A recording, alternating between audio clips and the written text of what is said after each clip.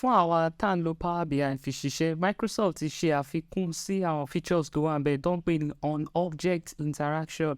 Tá a bá make sure pé a ti update Power BI wa sí most recent version ni pẹ̀lú ìtọ́ṣe níbi March, a máa lọ síbi file, a máa wá sí option and settings, a máa lọ sí option, láti option, a máa wá síbi preview settings, tá a máa ti wá turn ẹ̀ on, a máa ti rí níbi by on-object interaction. Kí ni iṣẹ́ yẹn sì yẹn?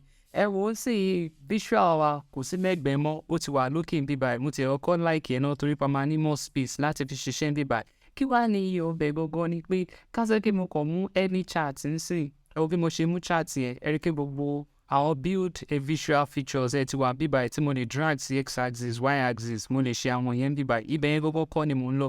Ibi tí mò ń lọ bẹ́ẹ̀ ni suggest a type tán ti fi sí yìí.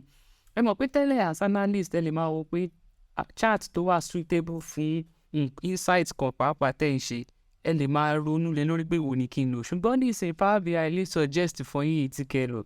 Ẹ jẹ́ kí mi kàn mú nǹkan sí bíbá yín sí kí bí mo mú profit and product and profit ní ìsìn. Ẹ rí pé mo ti mú ilé ìbá yín sí, ó ti bá mi draw chart yìí.